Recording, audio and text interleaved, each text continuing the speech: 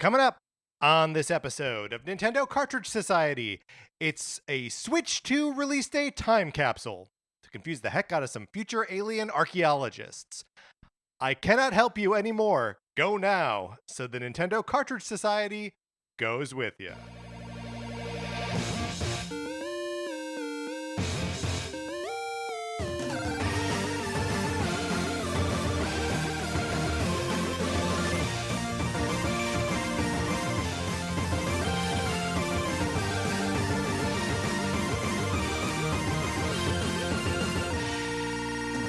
Welcome to Nintendo Cartridge Society. My name is Patrick Ellers, and I am joined, as I am always joined, by my co-host, Mark Mitchell. Mark, how's it going? It's going great. I cannot believe today is the day. We've reached it. We're there. I have finally used all of those gross, disgusting trash bags that I ordered from Amazon. That's a lie. No, you will never have used them all. You have? I have. It's a banner day. The Switch 2 launches. Oh, and I guess that's also, yes. And I no longer have those disgusting smelling. And can you remind me what trash bags? What the scent was? I can't. I think it was like it was like baby powder-ish, fresh. You know, it's like one of those like fresh scents. Yeah. It doesn't promise to smell like anything other than the concept of fresh. And in this case, it ended up smelling like baby powder. Fresh can mean so many things, yes, right? Yeah. In like a toothpaste, it needs to be minty. In fruit, it needs to be not fetid. Right. It needs to smell like that fruit is what it needs to smell like. And yeah, I guess in trash bags, it could be baby powder. Right. Yeah.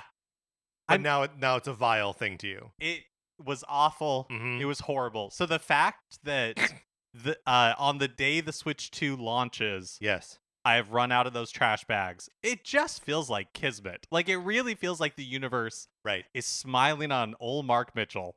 Because before, if you had gotten the Switch and the Switch 2 and you still had some of those trash bags, you might be tempted to throw it away in order to work your way through those trash bags. I might be tempted to throw it away. I might have like a sense memory thing where I always associate the Switch 2 with those trash bags, and then I would despise it. Right. Yes. That would have been bad. I think we talked about this when you first brought it up, but you could have given those away, right? That feels like the VHS from The Ring or something. Like that just seems mean. Who would I give them to? Who could I give them to in an appropriate social context where they wouldn't be like, why did Mark give all of these disgusting smelling trash bags? Right. Does he hate me? What message is he trying to send? I mean, you bought them, man. I mean, like there's a market for them. They sell them. So someone must be okay with it. Yeah, you're right. You're right. I should have relisted it on Amazon as like a third-party seller that's selling it for cheaper than what you can get it from Amazon. 298 bags. Exactly. Disgusting smelling trash bags. Mm-hmm. Never worn. If you would like to support our short story writing, you can head on over to patreon.com/Nintendo Cartridge Society, where you can support us. And if you're doing so at the 8 or 16-bit levels, you get access to our episodes of miniseries like NCS Arcade. Yes, where Patrick and I are playing games that we've mostly never beaten before. We just finished the third season of NCS Arcade. Yes. Talking about Wario Land 4, the Wario Land game that was released for the Game Boy Advance, which is playable on Nintendo Switch Online as part of the Classics collection if you have the expansion pass. So check that out if you are supporting us at those levels, or if you're interested and want to start supporting us at those levels. We will also be doing a listener feedback episode, which is available to everyone. So whether you are following us, whatever level you're following us on Patreon, but make sure that you are following. There's a free level. You can do that. That's fine. Then you can email us your questions, your comments, your observations about Wario Land 4 or the Wario Land series in general. And we will talk about them next week in a episode that goes out to everyone. Like I said, no one needs to pay us for that episode. We just do it. Yeah, so follow us over on Patreon. Yes, and if you have those thoughts or questions or whatever, email us Nintendo Cartridge Society at gmail.com. Also use that email to get in our Discord. Obviously, people are going to have a lot of impressions about Switch 2 in the days and weeks to come. And Mario Kart World, there's got to be some kind of online thing that we want to like party up. Oh, that could be fun. Yeah. So email us. We'll send you an invite that you can be in the Discord and make those arrangements. there. Also, then we can be like friends and talking game chat, right? I got a camera. Yeah, totally. You got a camera? Yep. Cool. And then the last thing that you can do with that email address, we are coming up on our 866th episode. Unbelievable. It's an unbelievable number of episodes. It is also a number that is exactly double 433. And 433, as you well know, is a segment that we do on this show where we don't talk about Nintendo for 4 minutes and 33 seconds. So we're going to do a whole episode of that. Yes, but in order for us to do that, we need your prompts from you. Questions, statements that would lead to conversation. Right. Send them all our way. And thank you so much to everybody who has already sent in questions or ideas for the 866 episode, but we can always use more. We can probably always use more. I appreciate how many people have responded by giving us prompts and questions. I love it. Please don't stop. We do have a lot. But that's great, because then maybe we can use them for future 433s. Absolutely. So we appreciate everyone caring so much about this. To write in prompts. It's very flattering and very fun. So yeah, do it, and then you'll be sort of part of the episode too. Also, Mark and I haven't talked about it, but like, I think we just go until we like can't go anymore. With the 430, with the 866. Yeah, for 866 minutes. I don't know about that.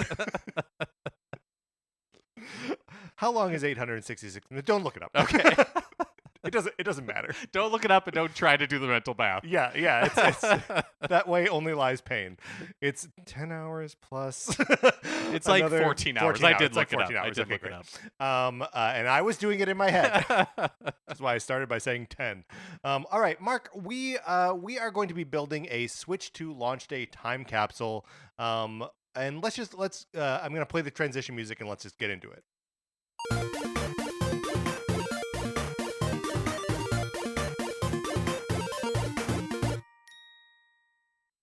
Now, we are recording this on the eve of the Switch 2 launching. By the time you listen to this, we will be in a post-Switch 2 world. It'll be out there in the universe. Many millions of people will be playing it. So we thought this was a perfect time to just like time stamp this moment. How we are feeling about the launch of the Switch 2, what we know about the launch of the Switch 2, and what we hope for the next 2 years of the system's life. That's right. So we're going to be making some statements, some predictions, and then in 2 years, we're going to revisit this. Yeah, we're going to unearth this audio time capsule and just see how well we nailed it. Well, so normally we record digitally. Of course, today we are recording direct to 8-inch tape. Or 1/8 inch tape, not 8-inch tape, and that we will bury in the ground. That's right. It's an 8-inch tape. Eighth of an inch. Inch tape. Right. And then as a second backup, we have a giant gold record that we're recording on as well. Yeah, that's right. So that way, in 2 years, if we want to, we can put it on like a satellite or a space shuttle. Yeah, and if there's any extra room, we'll put like a Strauss waltz on there or something. Yeah, exactly. Whatever we don't have to like pay to license. And just like broadcast it into the universe. Right. So that way, aliens can know that we come in peace and have opinions about the Nintendo Switch 2. Right. But we don't know too much about it. No. So if any of our opinions or thoughts or predictions or whatever right now feel as though they are locked in a very specific moment in time, know that they are. And that's sort of like always true when we record one of these podcasts, but I just want us to be like very aware of the time right now, because we are on the precipice of something that has not happened for, 8 years. Yeah. Which doesn't sound that monumental, but it's like less often than presidential elections. Right. It's been a long time. There are like full-blown adults now who basically played the Switch for like the entirety of their like gaming career or whatever, picked one up when they were 12 or got one when they were 12 and are 20 now. So like, that we've gone through a large swath of time, and now here we are stamping this specific moment in time. So Mark, the first question, again, 3 pillars here: how we're feeling, what we know, and then predictions. How are you feeling? I'm very excited for new Nintendo hardware. Yes. I think the Switch was so, as like a piece of hardware, like the hybrid form factor, Yes. I think was so successful that to have like another iteration of it that is more powerful is really exciting. Yes. I'm a little bit nervous because the Switch was such a like banner system for Nintendo that I think it's a really tough act to follow, and they haven't always successfully been able to do that. Right. When they do this like direct iteration on stuff, it is not usual. And I think it would be foolish for Nintendo to expect the Switch 2 to be more successful than the Switch 1, right? Right. I don't think that's what they're aiming for. And I don't think it's what's going to happen. So, yeah, I totally agree that like there is the sort of undeniable when Nintendo releases new hardware, it's usually like show me the new thing, the new way that I'm going to be interacting with games. Show me 3D, show me a clamshell like two screen design, show me a Wii remote, show me a handle on a cube. Yeah, so it's not always, right? But no, I know what you mean. Yeah. And we are definitely in that moment where like the thing that they have to show us for the Switch 2 is the same thing that they showed us for the Switch. And it's like that's okay, but it is necessarily less novel and therefore less exciting. Mm-hmm.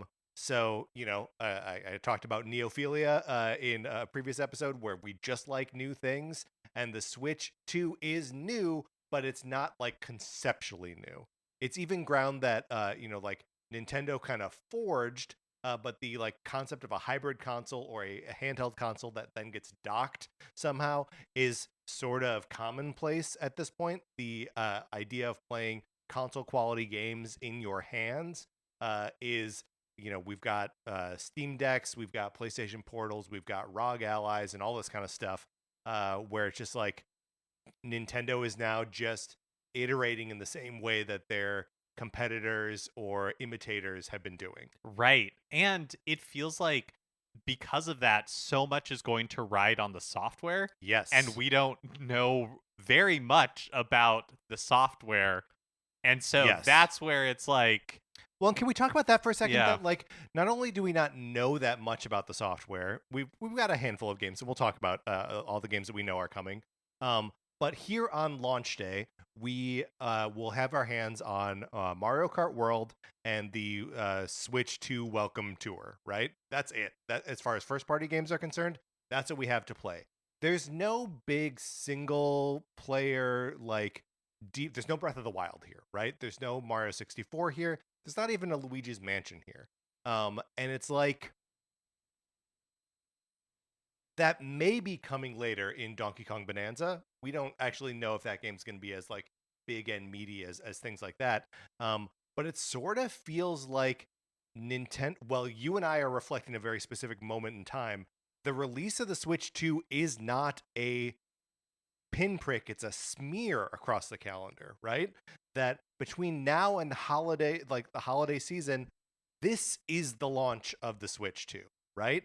And it won't be until we're at the end of the year that we will be able to like look back at it and be like, okay, that's the opening salvo. That's the stated intent of the system. Totally. And it's so hard to compare anything to the Nintendo Switch's first year.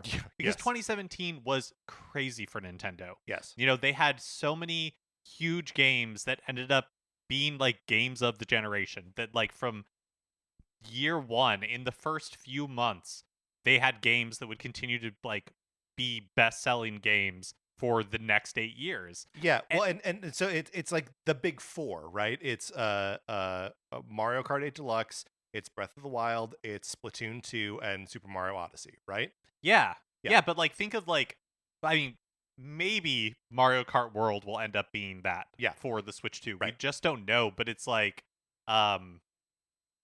as I think like... But then what are the other 3 games? Right, well, and when you look at the Switch 2's calendar year for like the rest of 2025, it has like a good lineup, but maybe it's just speaking to like my taste. Like it doesn't feel killer. It doesn't feel like a unquestionable home run.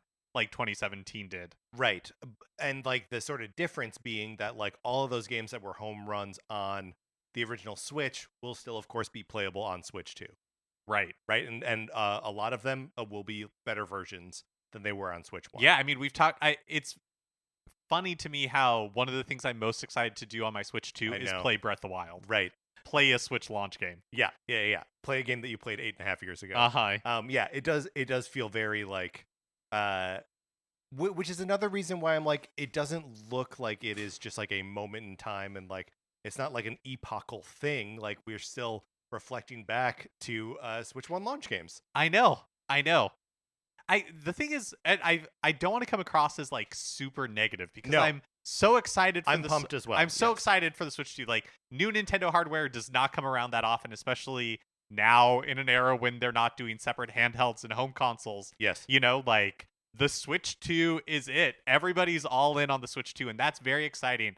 And I have a lot of faith that they're going to really wow us with like things that we're completely not expecting at all today. Like, yes, we're going to get a new Mario, we're going to get a new Zelda, we're going to get all those things, and I'm really looking forward to that. But I'm also really looking forward to the Ring Fit adventures, the things that surprise us that we don't even know about today. Right. Well, and I would put forth, and maybe this is a good time for us to like kind of transition into what we do know is coming in the next like 6 or 7 months. I will put forth that I think Donkey Kong Bonanza is an example of that. That like, yes, it's a Donkey Kong game, and yes, we've had a 3D Donkey Kong game before.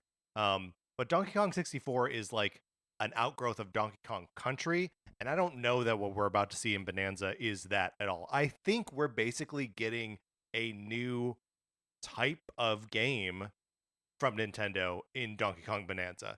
That like, we recognize the monkey, so we're like, okay, I know what this is, but like we don't. And it's not something that we've all spent a ton of time with before. A new 3D Mario game comes out and it's very exciting, but you're like, yeah, a 3D Mario game, I get it. Is this one core space or more open world? We have all these like nuanced questions because we know what it is so much. We don't know what a 3D Donkey Kong game is. Yeah, that is such a good point. Like, Bonanza is could be anything. Yeah. Like, I don't understand what the moment-to-moment gameplay or goals of Donkey Kong Bonanza are. Right. And that's really exciting. That's really fun. After all these years, all these rumors of like a new spin on Donkey Kong, I never would have guessed it was anything like this. Okay. So now I think as long as we are talking about Donkey Kong Bonanza, let's talk about what we know for sure is coming from Nintendo through the end of this year for Switch 2, right? And through the end of this year, I'm taking something that I suspect will probably come out in early 2026. But obviously, we launched with Mario Kart World and Nintendo Switch 2 Welcome Tour, and the Switch 2 editions of Breath of the Wild and Tears of the Kingdom. All pretty cool. I know yes. Mario Kart World is not out yet, or as we're recording this. Right. And there are no reviews, but there were impressions from journalists who were able to go to like a Nintendo sponsored kind of like summer camp and spend half a day or whatever playing Mario Kart World to get impressions. What do you make of like especially IGN and I think Eurogamer were pretty harsh on the quote unquote open world of Mario Kart World, feeling kind of empty, feeling. Yeah, I mean, I don't know. It's I think that even the people that were like, yeah, we've played a ton of it, played it for like 5 hours, and I'm like, well, okay, how I don't know. I think we have impressions, but I don't think until someone has tried to 100% the open world, I don't think we really have an impression of what the open world like actually is. Do you have like a thought or a worry based on those? I think what I'm wondering is I think my internal expectation for Mario Kart World when they kind of like showed it off was that it would be packed in the way that like Breath of the Wild or Tears of the Kingdom is packed with stuff to like find and do, and maybe that's an unfair thing to ask of a Mario Kart game. Might be an unfair thing to ask of any open world game. Who like the primary thing in Mario Kart is racing. And so I don't know. It's just different from what I was expecting it to be. And Right. so Or sort of hoping it was gonna. yeah, hoping it would be.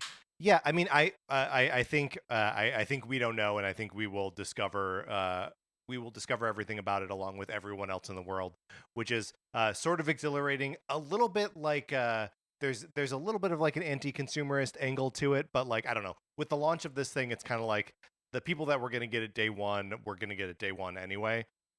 Even if there were like savage reviews, right? Like people were, and Nintendo fans were going to pick this thing up.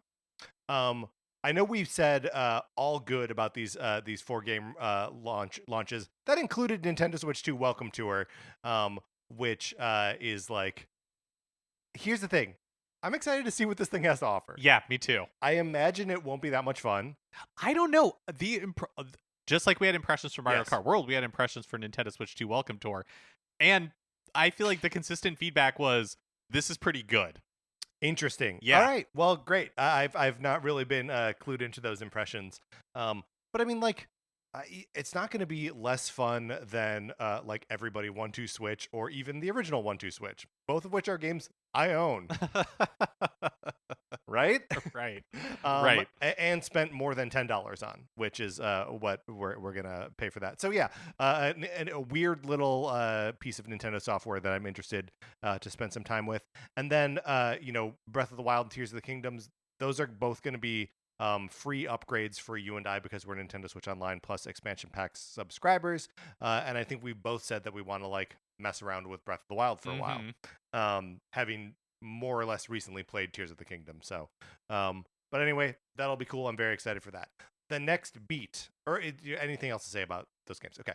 The next beat is, of course, Donkey Kong Bonanza, which I think we've talked about a fair amount. That comes out July 15th. We'll reiterate, I'm so excited for this. Yeah, I think it's going to be very cool. I think it's going to be very cool.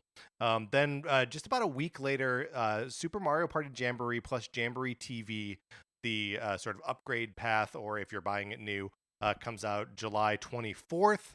And this is like chock full of the Nintendo Switch 2 stuff. Yeah, like it utilizes the camera for new mini games and stuff. Remind me, do you own and mouse controls? And mouse controls. Do you own Super Mario Party Jamboree? Yes, I do. Okay, so you can be my outlet to try this. Yes, I can and I will. And I'm excited to do that mode with the.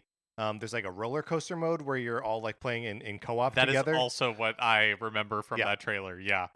Because it feels very much like the mode in Super Mario Party, the one that came out on Switch in like 2018, I believe, where you're all in a raft together, and it's like a 4-player co-op Mario Party experience, which is so much more compelling to me than the sort of like competitive board game mode. So anyway, that's very cool. I'm excited for that. Next up, and the next thing, so there is some like ambiguity here about things we don't have dates for. But the next dated thing is Kirby and the Forgotten Land plus Starcross World, August 28th, 2025. Yeah, I'm excited to play the new content. I really liked Kirby and the Forgotten Land. It kind of made me fall in love with Kirby in a way that I hadn't before. I hope it's worth the $20. Yeah, I mean, I think it probably will be. I do feel like is the whole package worth $80? That's the part where I'm like, yeah. Yeah, I think the upgrade path will be worth the $20. I'm kind of intrigued to just like hop back into vanilla Kirby and the Forgotten Land with like, do you remember how if enemies were at all in the background that they would slow to like 10 frames a second? Yeah, my memory, in my mind's eye, like they almost become like transparent as well. Like it's just very framey and very not fully rendered. And they do a great job of like contextualizing that in that world. But yeah, I mean, a like cleaned up version of Kirby and the Forgotten Land sounds great to me. So then next up, the next thing that we have a date for is Pokemon Legends ZA Nintendo Switch 2 edition coming out October 16th, 2025. I'm gonna pick this one up, seeing the Nintendo Switch 2 version quieted my concerns about how crappy the game looked on Switch 1. And I like the first Pokemon Legends at least enough to play it for like 15, 20 hours, something like that. Do you have any interest in I don't think either of so. these? Okay. I don't think so. Which then leaves us with a handful of games that are promised through the end of the year / maybe just a little bit spilling over. Drag and Drive, or Drag Cross Drive, or however we're supposed to say this game's name, supposed to come out summer of this year. Mark, what do you think about this thing?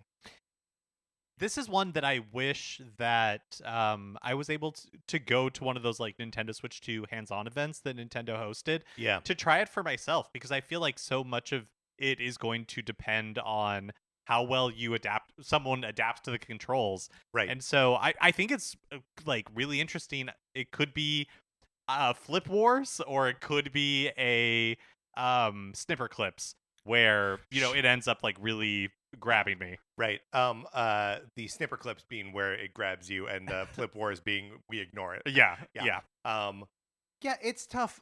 Most of the impressions that I read about this are like people being like, yeah, it's interesting. I don't know how you would play it for more than like 10 minutes. Mm-hmm. So, and we don't have any idea what they're going to charge for it, when it's coming out, how it's coming out, anything like that. But then we got Metroid Prime 4. Yes, still no date on. Still no date on it. Very excited for whenever it comes out. Yeah, I'm really excited for this theoretically. I feel like everything they've shown, well, that's not true. The first trailer, I think it looks beautiful. Yeah. But the most recent trailer, where they were like espousing the virtues of being able to use I guess from the Nintendo Switch 2 Direct, yeah, where they were like, use the mouse controls to turn the dial and unlock the door. I don't know. That does not excite me. Right. Mark doesn't need mouse controls on that. I mean, obviously you can play it without mouse controls. So whatever. I'm just excited to play a new Metroid game. Then also at some point this year, Kirby Air Riders is supposed to be coming out. This I'm excited for because it's a new Masahiro Sakurai game, and I've never played the original Kirby Air Riders. Right. And yeah, just give me another Sakurai game. Yeah, how bonkers could this be on the Switch 2? The power of the Switch 2 to fuel Kirby Air Riders into new stratospheres of insanity. Mm-hmm. I love that idea. I love it too. Let's get a new, because it's also just like we've seen him in the Smash Brothers gear for so long, and it's like, how does he take that energy and put it into Kirby Air Riders, right? Are we digging deep into Kirby lore? Does that make any sense? Are we about to get like new inventions of things? Yeah, I don't know. Hopefully. It's going to be cool. And then the last thing that we know coming out this winter, which could be December, could be January, could be February. I think it's so funny how skeptical you are of this game being released in 2025. They've never said 2025. They've only said this winter. Okay, all right, I'll believe you, because I don't have any proof otherwise. We're consulting my spreadsheet. Sure. Okay, they never did. Hyrule Warriors: Age of Imprisonment. This is the new the Musou Hyrule Warriors, being a prequel kind of to Tears of the Kingdom. I guess it's events that take place for Zelda after the beginning of the game, but for Link well before. And this time it's canonical. No weird time travel stuff, except for the time travel stuff that's inherent to the premise. Right, of Tears of the Kingdom. Because there's, this, right? That in Age of Calamity, there's like a time travel component. Yeah, it's not just a flashback. It's a flashback to the war, the Great Calamity, and then like at the end of it, the little egg thing goes back in time and like does it all again. No, that part I did not know. It's the first game is just full of like time travel nonsense, and I hope Age of Imprisonment isn't that. Except again, of course, for the time travel inherent to the premise. Yeah. So this time it's canonical, and I don't. You're not going to play this, right? No, one of the kind of the Age of Calamity, like the reason that was so exciting to me is because I really loved those characters in Breath of the Wild. And while I think Tears of the Kingdom improved on that Breath of the Wild formula in a lot of ways, I do not care about the sages or all that kind of stuff as characters like I did for the champions. Now, I of course did really worry about how I was going to order my Yunobo amiibo, and so now I have grown to love him. Very excited to see him in this game. Only. Yeah, only Yunobo. Also the rest of them, whose names I probably remember. Tulin, I remember. Riju. Okay. And Sidon, right? And Sidon. Yeah, there we go. We got it. No problems at all. Mark, that's all we know about. Crazy. For Switch 2 games. Of course, there are the Switch 1 games of Rhythm Heaven and Tomodachi Life, but those aren't being sold to us at the moment as Switch 2 games. I don't know if they will make appearances in your predictions about the future of the Switch 2, but let's pivot over to that, Mark. We are, of course, armed with 3 to 5 predictions about what we think is going to happen between now and the time that we open this time capsule. Yeah, 2 years from now. 2 years from this day, June 5th, 2027. 27, that's right. So we will be going back and forth. Mark, would you like to go first or would you like to go second? I'll go second. I'll let you go first. Okay. By June next year, Nintendo will announce a new Splatoon game. Oh, okay. This is sort of So June 2026. June 2026. It will not be released, but they will announce it. And this is all to kind of like re-up the people that signed up for Nintendo Switch Online Plus expansion pack so they could play GameCube games on their new Switch 2. And be like, here's another thing that you need online for, right? So this is like, and we've talked about this before. Where does the classics library go from here, right? Right. You can't just like keep adding new systems now that they're all strange systems.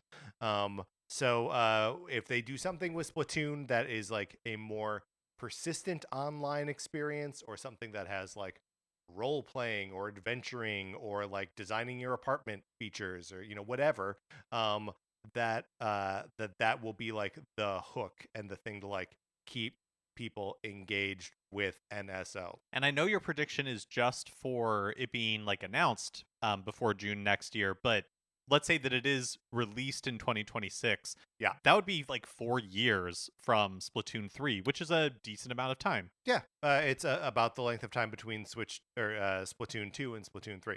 So, and I think they, again, to keep people like subscribed to the expansion pack, that they will announce it with DLC that will be free for people who are subscribed at the expansion pack level. So, like, I think they making GameCube games available and exclusive on this thing, and then also having the like GameCube controller as part of the Switch 2 launch implies to me that they're like really pushing that as like a feature for the Switch 2, and I think they just need to find a way to like perpetuate that after that first year, or people are gonna not subscribe anymore. I like this. This is a bold first prediction because you're only giving yourself a year.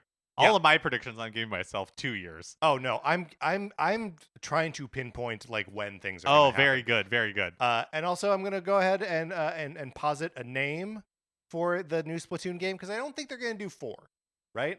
I think we've reached a point where like the numbers are getting in the way. Mm-hmm. Next up, Splatoon World, baby. Oh, there we go.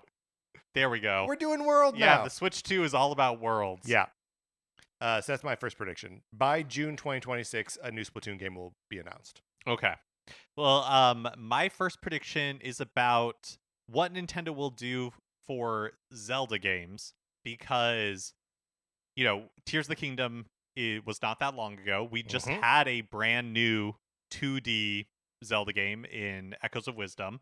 And so I think it's going to be a while before we either get a new, like, brand new 3D entry or a brand new 2D entry, which is why I think the next Zelda game from Nintendo is going to be a remake that's not Wind Waker HD or Twilight Princess HD. I think it's going to be a new remake of some game that hasn't had a remake yet. So now when you say remake here, do you mean like big from the ground up, like really like reimagining I things, or don't something know. more like Skyward Sword Well, HD? I guess it really would depend. I think they've run out of games that they can just HD up.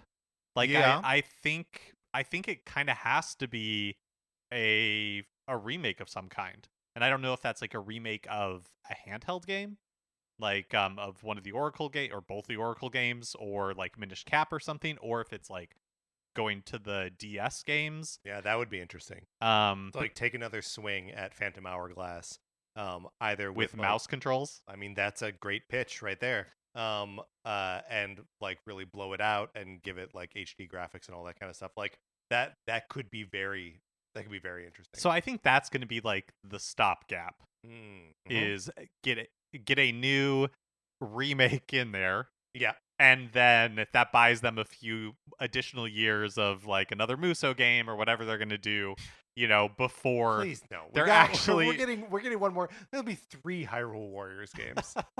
That's too many. But they generally do a new Zelda thing every year, Right. and so they're going to need some stopgaps, I believe, because I think that we're by the time we unearth this time capsule in 2027, we will not have like a new mainline Zelda game. Okay, very interesting. One of my predictions, and we can keep talking about yours here for a second, but I just want to preview this, and then I won't mention it when we get there. My final prediction was we don't get a new Zelda game before this time period is up. Mm-hmm. We're just not ready for a new Zelda game within before June 5th, 2027. Yeah, I completely agree. Mark, you and I have talked many times about the Legend of Zelda Triforce Heroes. What about a remake of that? Oh, I would love that. Oh, I would love that so much. Because I think that's a vastly underrated game, and being able to play with like the camera, so I can look at everybody's beautiful faces while we're arguing over the best way to solve this problem in the least amount of time. Yep. Like, I thought that game was so fun, and it was so limited by the fact that it's only fun if you're playing in the same room with friends, and game chat has the opportunity to alleviate that. So to sort of like simulate the experience of being in the room with friends. Yeah, maybe they won't do Triforce Heroes just because I think for whatever reason it doesn't have a great reputation. But if they take another shot at multiplayer like Zelda, interesting, yeah, that would be fun. That would be fun. Yeah, that'd be so cool, and just to like see those costumes in like full HD, and like just be able to play it with people. If they could put it in as part of like the game share program, so only one person needs it, that would be awesome. This also seems like a game that you could release simultaneously on Switch and Switch 2, right?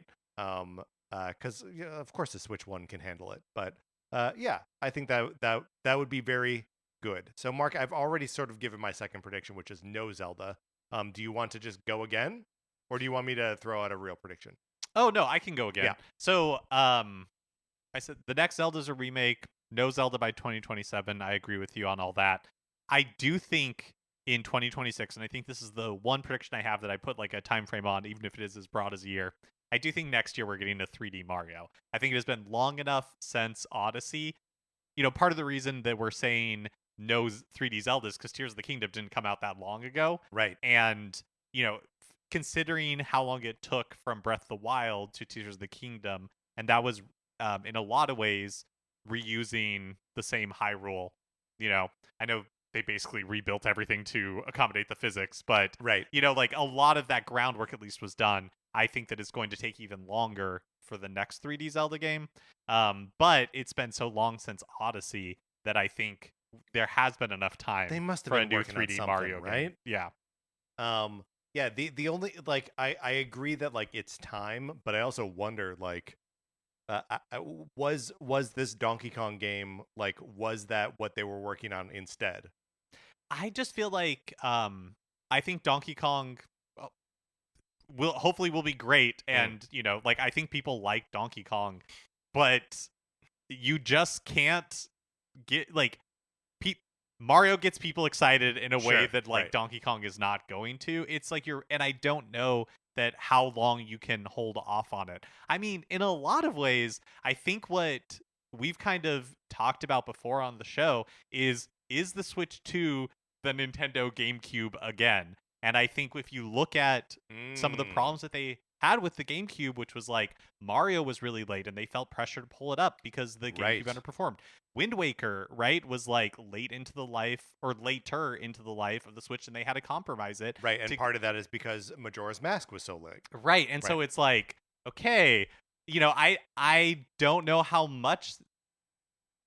Maybe everything will go great with the Switch 2 and they don't feel the pressure, but I wonder internally if they're like, I don't know how long we can hold out for like a 3D Mario. Yeah. That's people expect it, you know? Well, and at some point we're going to get like information about a new Mario. I'm sorry if this is in one of your predictions, but about a new Mario Brothers movie, right? There's one that's coming out next year, which may or may not be called Super Mario World.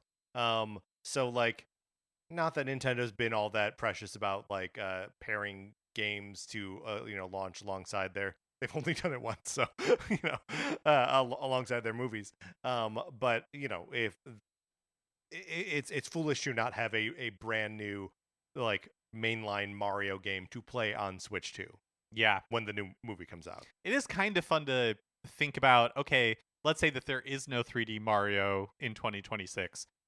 There's definitely going to be Mario something. Right. And this year they're releasing a Mario Party, a Mario Kart. So like what would that Mario thing be that they're going to use to like Here comes a prediction for you, Mark. Okay. My third prediction now, I guess, is Mario Maker 3 is announced in April 2026, not as part of a direct of any kind.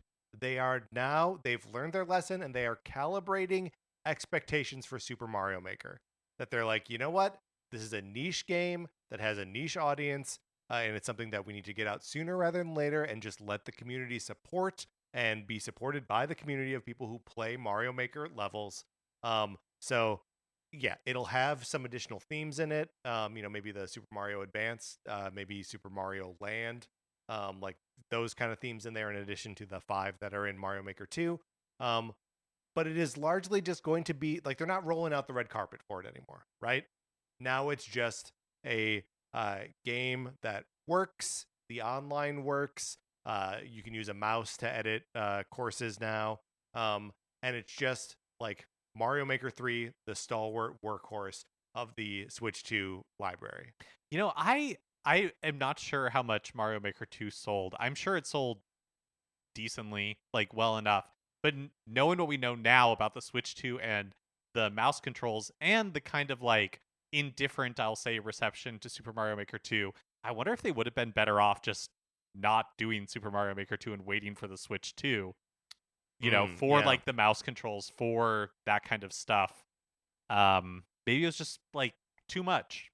I mean, it's interesting because they also like really backed off on the post-launch release strategy for that, for Mario Maker 2, and like they updated it with like some stuff after the first couple months, and then they went quiet for like 2 years, and then they're like, fine, then here's the rest of the stuff that we were working on, and now we're just moving on. No more updates to Super Mario Maker 2, which I just looked up has sold 8.42 million copies. Okay. Making it the 23rd best-selling game on Switch. So like it did not do poorly. Uh-huh.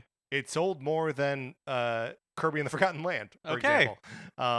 And more than Super Mario Party Jamboree, for that matter. So like both games that are getting Switch 2 editions within the first couple months here.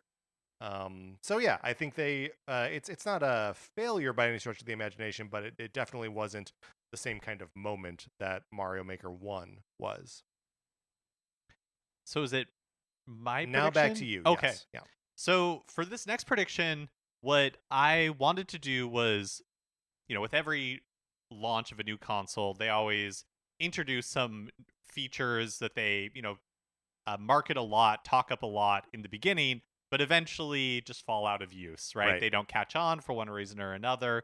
Third parties don't use them. Nintendo kind of runs out of ways to make it interesting. How many ice cubes are in the toy? Right, exactly. So it just kind of the feature that isn't going to make it. And I have a prediction that by June of 2027, we are not going to be using the camera for body tracking in games.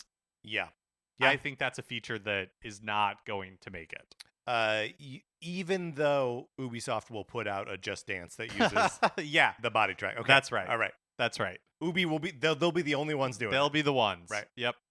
I think that's probably fair. It does because again, like Nintendo's approach for this launch is so not a pinprick but a smear on the calendar.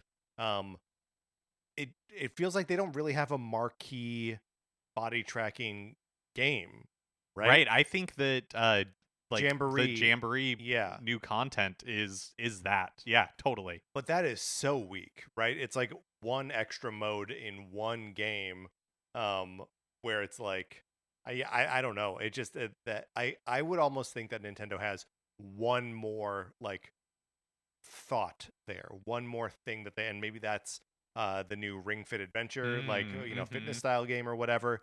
But I think they got to take like at least one more serious crack at it themselves before abandoning it entirely. Yeah.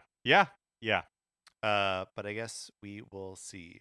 All right, Mark, that was sort of like a dour prediction or like a bad news prediction, right? Right. Uh-huh. I'm going to throw a bad news prediction at you.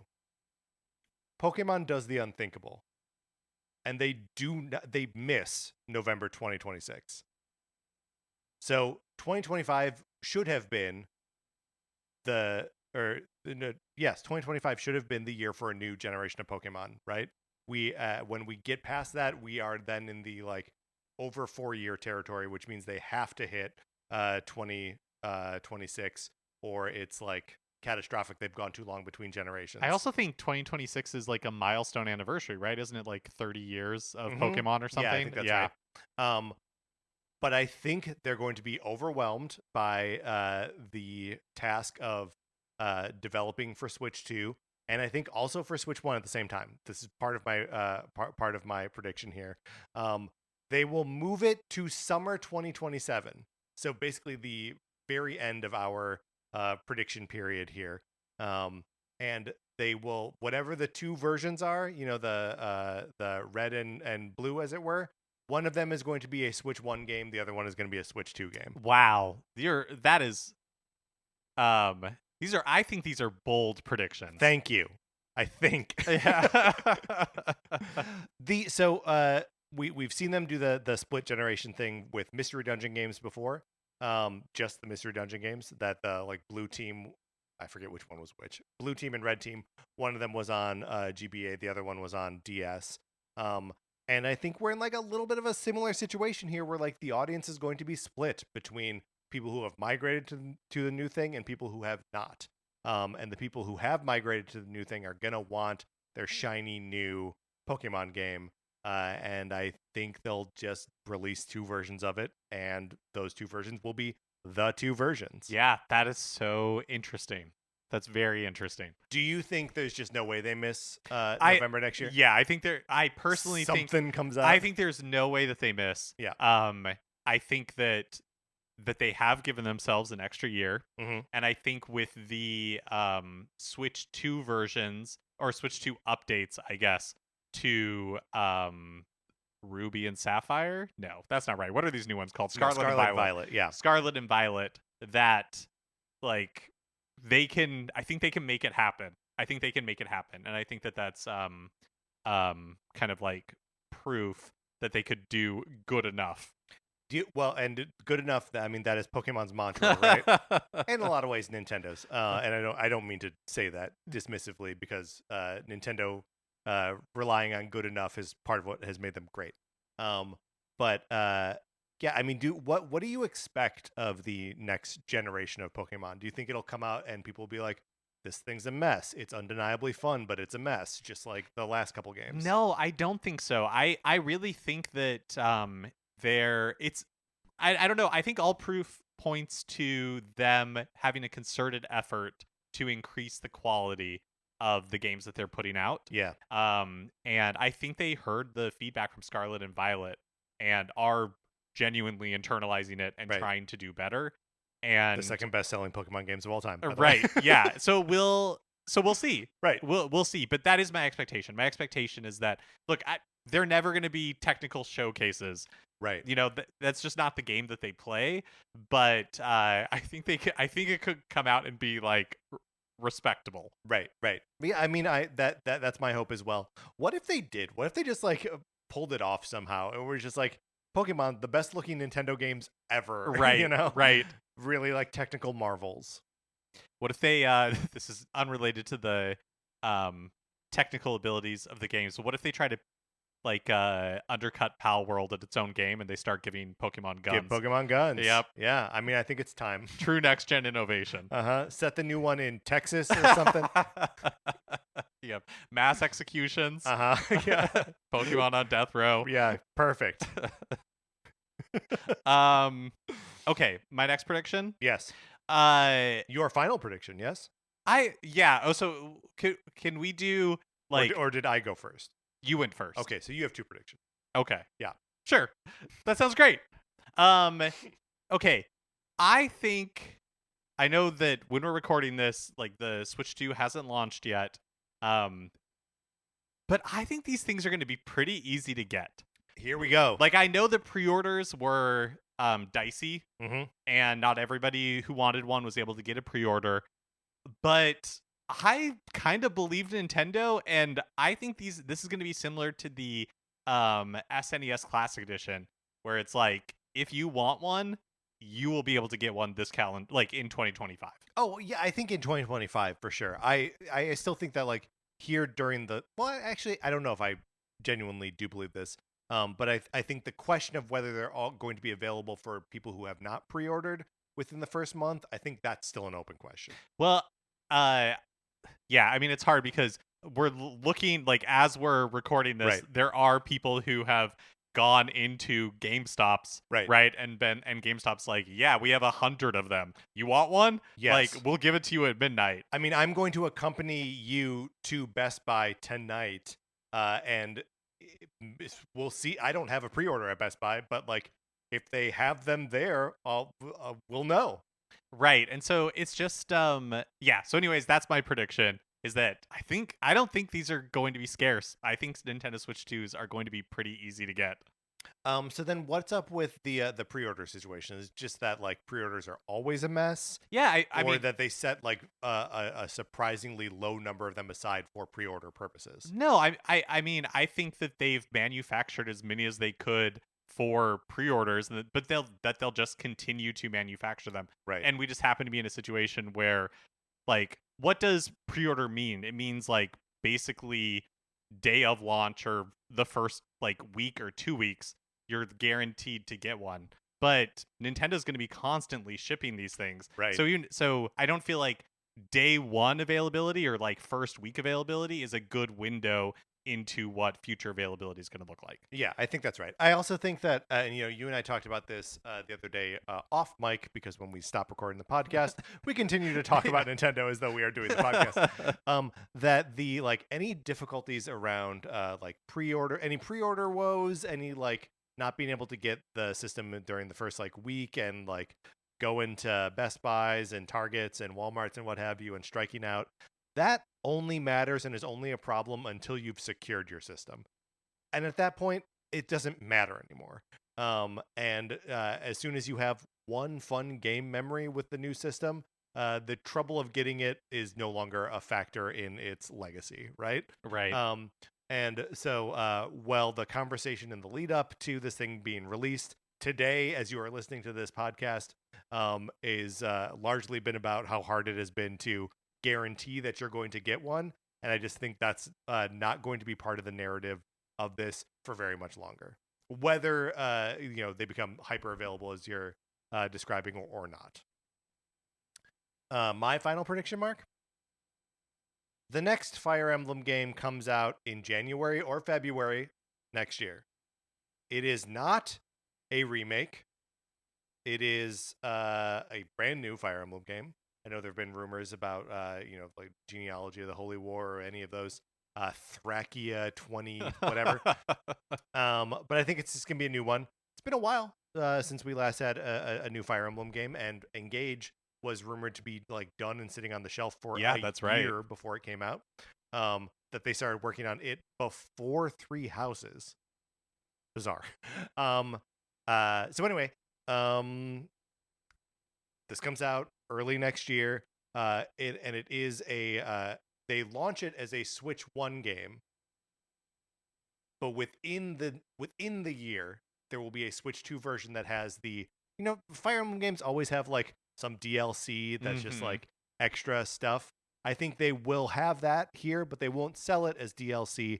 They will just sell it as Switch 2 version. Oh, interesting. So if you're not interested in the DLC, you can still buy the Switch 1 version and play it on your Switch 2, or you pay the $80, $70, whatever, and get the Switch 2 version. But people who do not have Switch 2 won't have access to the DLC on it. Oh, that's interesting. I think you might totally be onto something with a new Fire Emblem game early next year, because Fire Emblem is another series that they generally do something every year with, and that has not been the case for. I don't think we got.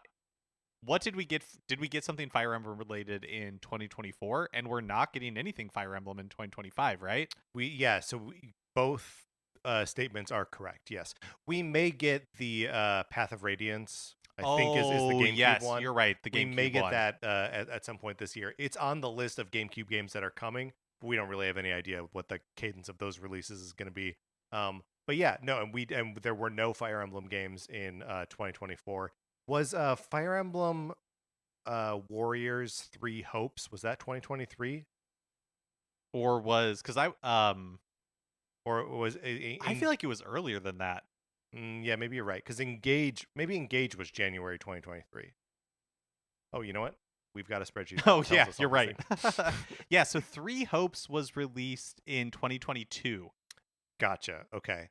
And then Engage was 2023. 2023, yeah. Like January 2023. Yeah. Yeah. So I think I think we're due at the beginning of 2026. Yeah, I would totally believe that. Do you think that it is more in the style of Engage, and this doesn't have to be part of your like predictions that we'll grade ourselves on in 2 years? But do you think it'll be more like Engage, or do you think it'll be more like Three Houses? Well, so I don't think it'll be like Engage in that I don't think it's going to be like a celebration of the past of the series. I do think there will be some sort of gimmicky hook to it, right? If not, like Three Houses has such this like smart thing of like it being centered around a school, the Garrigmach Monastery, and it's like your home base that you keep returning to. I don't think the new gimmick will be that again, but I think it'll be something like that where there's a strong like social component to it, and characters that you can like know and love and talk about with other people who are playing the game. So would be my thought, but not exactly the same kind of structure as Three Houses. So my final prediction is, it's hard to, I feel like, to truly judge this one. We won't be able to tell until the history will judge it, Mark. Yeah, that's right. But not until like the end of the generation, honestly. Okay. But maybe we'll have some clues by the time summer 2027 rolls around, because I think that this is a rebuilding generation for Nintendo franchises. Interesting. And in the way that, we've talked about before, where, man, the Switch just had some all-timers on it, right? Mario Kart 8 Deluxe, Breath of the Wild, Super Mario Odyssey, the like Animal Crossing New Horizons, Super Smash Brothers Ultimate, right? Like a lot of these, like something like Ultimate, it's like the pinnacle of what that game can be. I would say Mario Kart 8 Deluxe, right? That's like the pinnacle of what that version of Mario Kart could be. Yes. And so like we're seeing with World, and I think you've talked about this before, Patrick, like they're going to have to try new things. Nintendo's going to have to try different things on so many of these franchises, and some of it's going to hit and some of it isn't going to work in the way that they want. Yeah. And that's another way that it reminds me of the GameCube, right? Yeah, it was another era of like experimentation where it's like, where do we go from here? And they're going to try some things and not all of it is going to work. And I mean, you already sort of like soft made this comparison, but like Donkey Kong Bonanza is Luigi's Mansion, right? Like it's a character that we know being presented in a new game type that is like just next to Mario, but isn't Mario. Yeah, exactly. And, one thing I really struggled with because I wanted to have it as a prediction, but I just really don't feel confident, or I not even confident. I don't have any clue what they're going to do. Like, I feel like it could go in a million different directions. Is Super Smash Brothers. It seems so unreal to me that we would go a console generation without a Super Smash Brothers. Right. But it's so hard for me to even comprehend what that looks like. Is Kirby Air Riders like a palate cleanser for Sakurai, and then he can come back and do an like he Yeah, has found some new way into Super Smash Brothers? Like, or has someone else found a new way into Super Smash Brothers that doesn't require, the developers to know everything about every video game that was ever made, right? Like, it's you're right that if they there are some of these concepts that if they do revisit, they have to revisit them in like radically different ways. And Smash's trajectory has never been that. It's only ever been bigger, bigger, bigger, bigger, right? right. And Mario Kart has done like side stuff, Mario has done side stuff, Zelda has done side stuff, Animal Crossing to a lesser extent, but like all of these games are on like trajectories that like kind of zig and zag and become other things, but not Smash.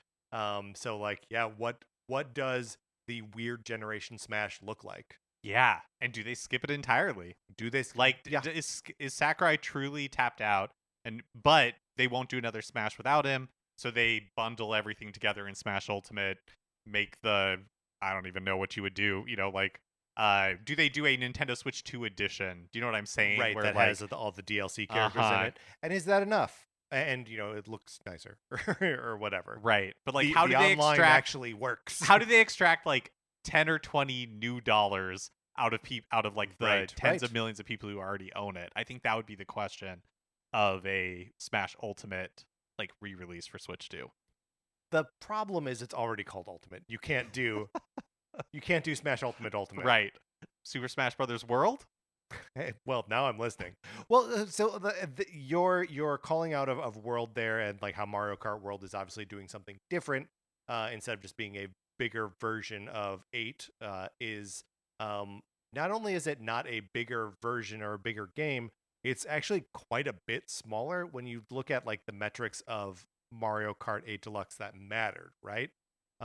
In the base game Mario Kart 8 Deluxe, 48 tracks. With the Booster Course Pass, 96.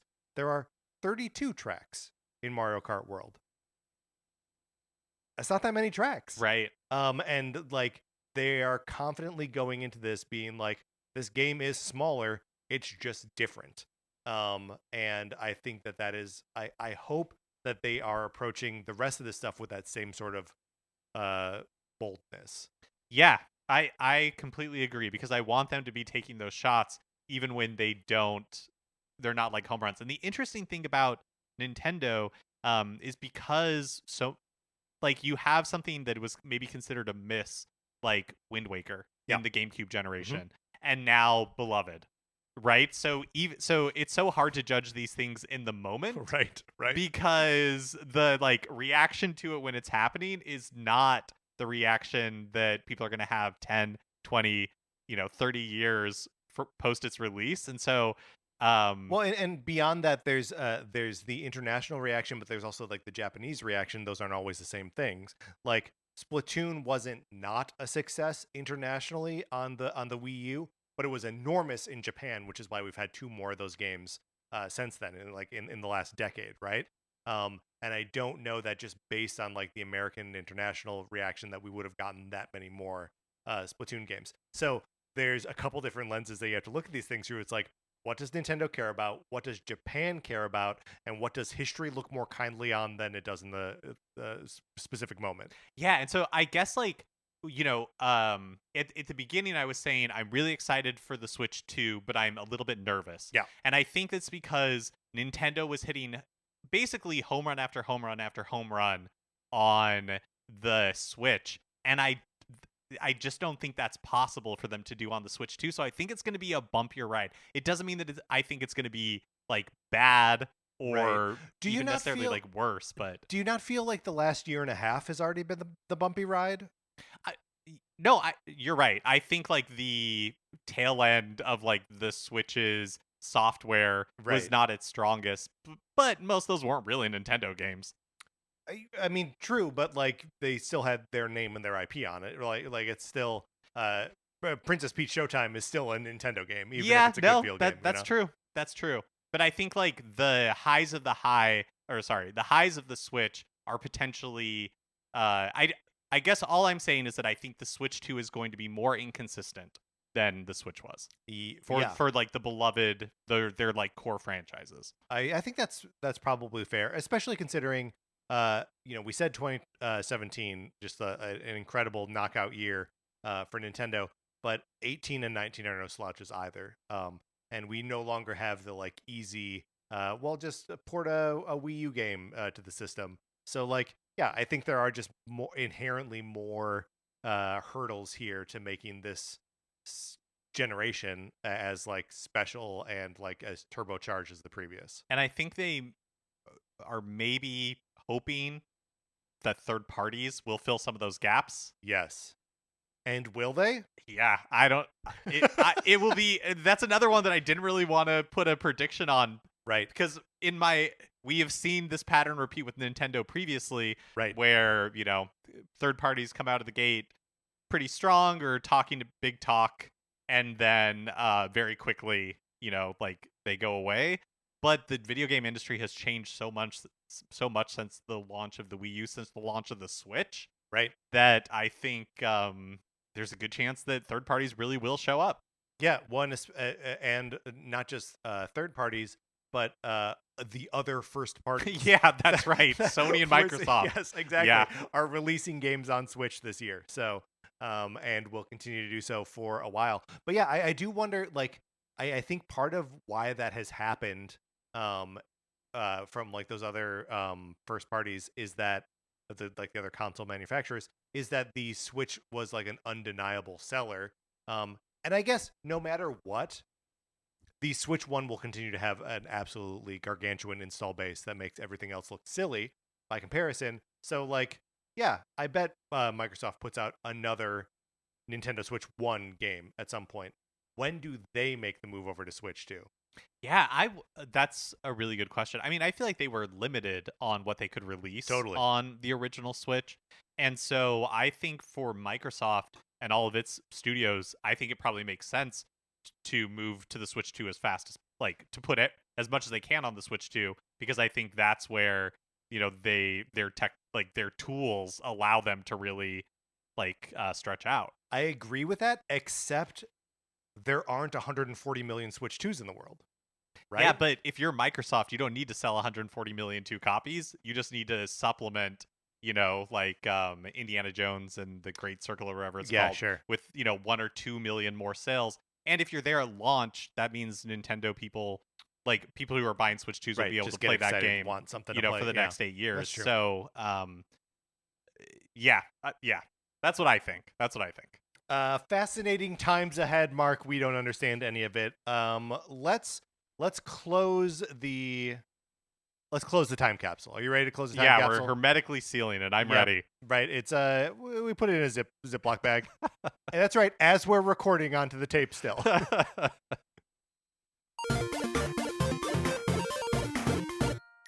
All right, that is going to do it for this episode of Nintendo Cartridge Society. The next time you hear from us, we will have played Switch 2. Yep, we will have Switch 2s. That is very exciting. I'm excited to listen back to this in 2 years. We're going to be so different in 2 years. We're going to have, eye patches. Yeah. We'll be grizzled. I'm going to have 2 eye patches, I think. How many peg legs are you going to go for? I'm fingers crossed, at least 4. Oh my goodness. Are you going to become a Spider-Man? Not the future is unknown. Yeah, sure. Yeah, a Spider-Man. Right, yes. That's right. And not the Spider-Man. No. Although maybe. 2 years is a long time. 2 years is a long time. Mark will meet Mary Jane Watson and get bitten by a radioactive spider. It all makes sense. Thank you so much for listening to this episode of Nintendo Cartridge Society. Thank you to our 16-bit patrons, Connor McKay, Patrice Millette, Kyle Seaborn, Drew Mackey, and James Haig. We appreciate you. We appreciate everyone who's listening to us and has listened to us talk about and theorize about Switch 2 for 5 years. Thank you. Join our Discord, email us, I'll send you an invitation. Anthony DeLuca made our logo. Our theme music is provided by 8-Bit Betty. You can get more of his music by going to 8bitbetty.com or by listening right now. For my co-host, Mark Mitchell, this is Patrick Ellers saying thank you for listening.